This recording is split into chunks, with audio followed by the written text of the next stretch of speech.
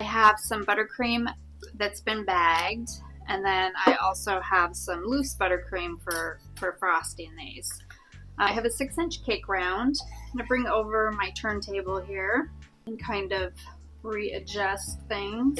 I'm going to go ahead and just center that. I'll use a little bit of buttercream to anchor my cake down to the cake circle. I have one cake that's more domed than the others. I'm going to leave this for my top cake. Now normally when you stack a cake you want to end with a flat layer on top, but because we are going to be turning this into a pumpkin, I'm actually going to do the opposite. I'm also going to start with the round side down rather than the flat side down, because again, this is a pumpkin. I do want to take off my parchment round here, and the round part, I'm going to go ahead and put that down, just like so. And I'm going to add some buttercream here. Now, normally I like to work with really cold cake, but today I'm in a little bit of a hurry, so I'm just going to use room temperature cake. I will pop this into the freezer once I get all of the layers on. We're just going to do this as even as we can. So this is where your discretion is going to come in. You're going to want to decide like how tall you want your pumpkin to be. You'll just need to keep that into consideration in terms of how many layers. These are pretty tall layers, and I actually really like the fact that they're very rounded. So I think this is actually going to be the perfect size pumpkin with just 2 layers. I'm gonna go ahead and take this piece off, and I will go ahead and pop that on top. So now I already kind of have that round shape. I am going to take a little bit of this buttercream and just kind of fill in that gap. And then I'm going to just pop this in the freezer. I want that filling to set up before I start to create my little pumpkin lines. I'm going to go ahead and pop this into the freezer. Alright, I put this in the freezer and the buttercream is all nice and set up. And I'm just going to come in here and just kind of cut down a little bit. And let me grab this bowl. I'm just going to kind of shave this down just a little bit, so it kind of goes in a little bit more and then comes back out.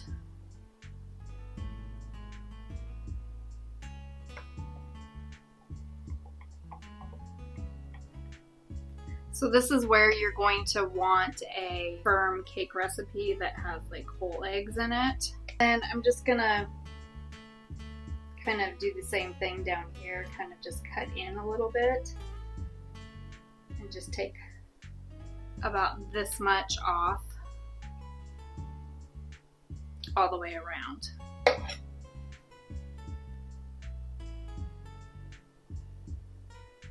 So I'm just kind of going in at an angle.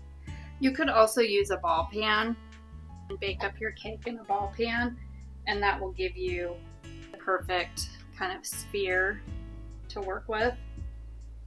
If you don't want to invest in more stuff, then you can just do like I'm doing and just kind of cut down and cut in. The main thing is that you want it to kind of come in, out, and then go back in. Good. I'm just kind of cleaning up my board here. Get rid of these crumbs. When I'm doing a sculpted cake, I don't worry so much about the crumbs when you're using fondant because it's going to be covering up your frostings. If you have any little cake crumbs that are showing through, you're not going to see it once you get the fondant on it. I'm just going to flip it so you can kind of see. That looks good. Clean this up a little bit more. I do want to make sure my work surface itself doesn't have any crumbs on it because those crumbs could end up in my fondant. So you do want to be mindful of that. I'm going to bring this back over. I'm going to put a straw right through the center of this. This would be where my stem would go. It's also going to kind of help me turn the cake. I'm gonna cut this just a little bit wider. So all in total, on my 16-inch bag, I've taken off that much of the tip. And then I'm just gonna come through and go from the bottom and just pipe all the way up to the top to where that straw is. I'm just gonna keep going.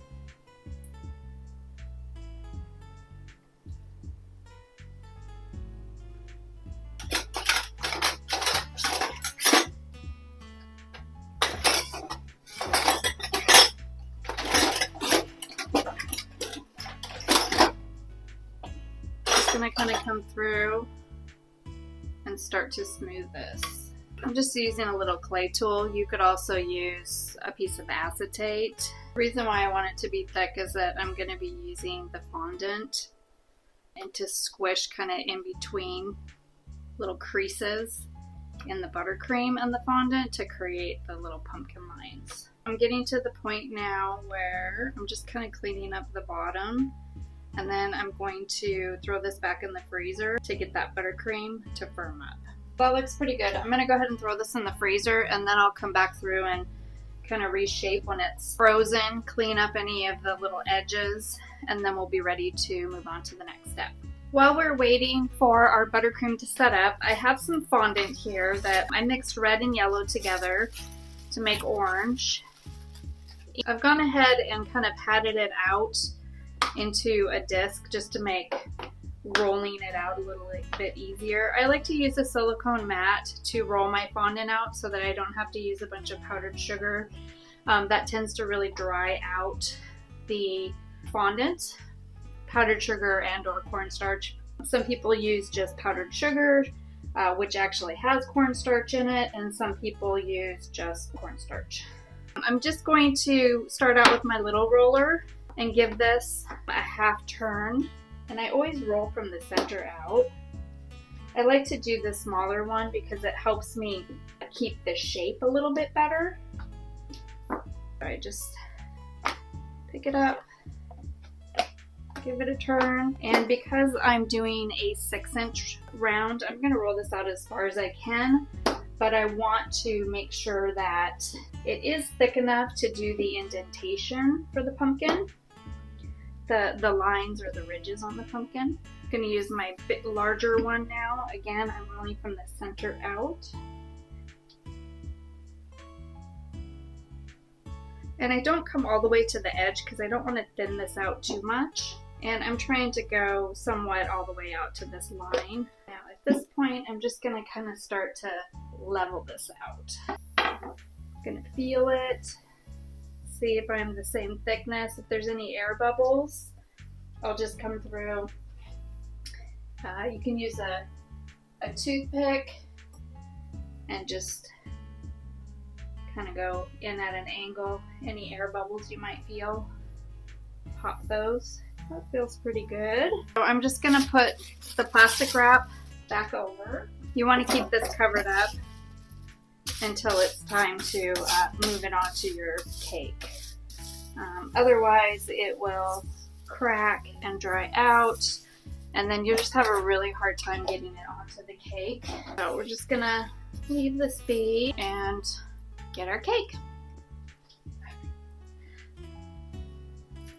So I've got my cake out of the freezer and I just kind of smoothed it out a little bit. I set this off to the side. I'm gonna take the straw out and I will go ahead and peel back my plastic wrap, and I'm just gonna give this one more little roll here just to make sure everything is smooth. Looks like I got a little bit of crumbs there, but that's fine. All right. Okay, so the thing with fondant is that you always want to bring the cake to the fondant and never the fondant to the cake. So I'm going to roll this over onto my arm. I'm going to grab the cake and I'm just going to lift this and put it right on. Start from the top and then work my way down. Just kind of follow the shape Don't worry if you get creases, because this is a pumpkin. Pumpkins have creases, so it will only add a little more character to your cake, just like so. And I'm just going to come in with my hand, and I will come in with a knife here and cut away this extra fondant. Throw that back in the bag.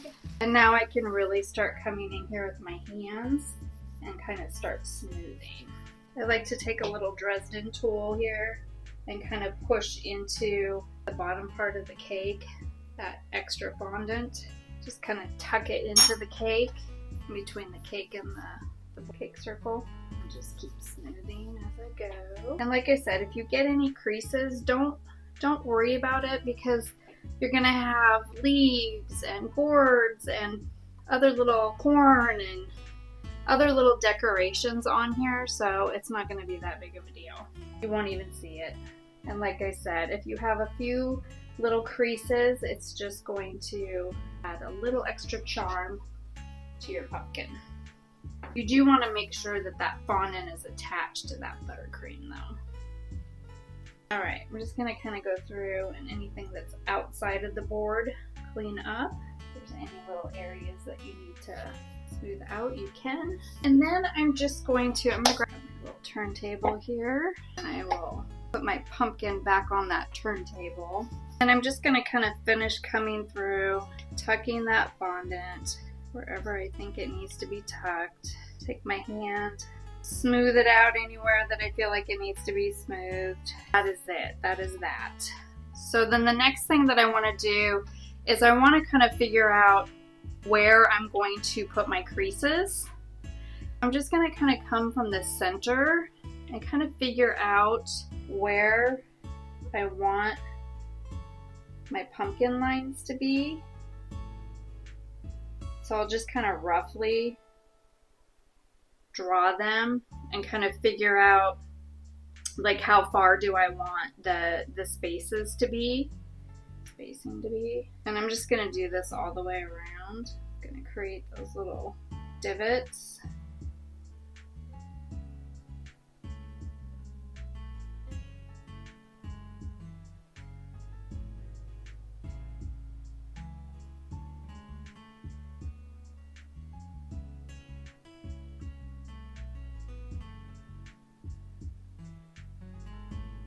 Just like so.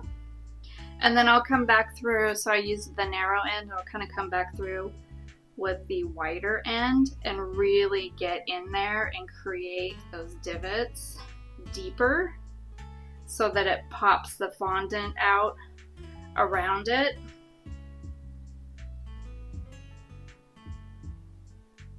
And this is called a Dresden tool. And this is where it's important that your fondant is thick enough to do this and that your buttercream is enough to kind of help pop that edge out. I will be going back over the fondant with petal dust, dusting it so that you can really see the divots, just to add a little more depth and dimension to this. And then once I get these indentations to my liking, I'm going to put it back in, I'm going to actually put it in the refrigerator. I've been putting it in the freezer to get that buttercream to set up quickly, but I'll just put it in the refrigerator.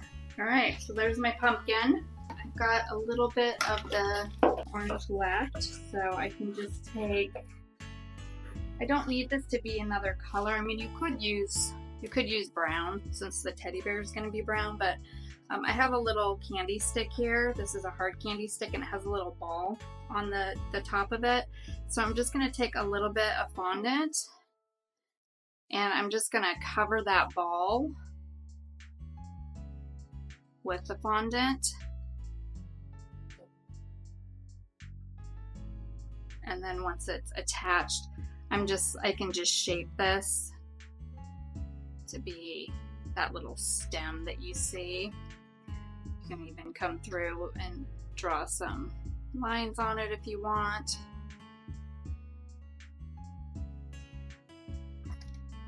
And then you can just put it right down into the center, and there you have your little pumpkin. And that's it. So back to the refrigerator it goes, and we will start on the next part. So next I want to do a little jack-o'-lantern face. So I have a little triangle cutter here. You could freehand this as well. And I'm going to cut out three triangles. And I want these to have crisp edges. So you might have to kind of rock it back and forth. And I'm going to put my eyes on either side here. So I'm gonna just kind of figure out where I want them. Put a little bit of water down, put it in place. Go.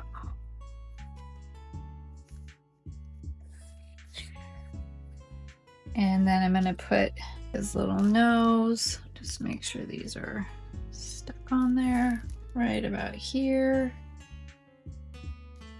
There we go. And then I'll make my mouth. So we got our little face on there, on our little pumpkin. We can go ahead and add in some sprinkles. I have some white, and I'm just gonna take a little lid here, put some white, some yellow, some lighter colors and little pearls, including orange. And then I'm just gonna kind of push this up. I want this to resemble candy corn. Then I'm just gonna fill the little bag up till I'm happy with it. That gives it some added color. And then I'll fish out the little guys that went rogue, and we will be good to go. That adds some nice little color, and it's got kind of that candy corn look.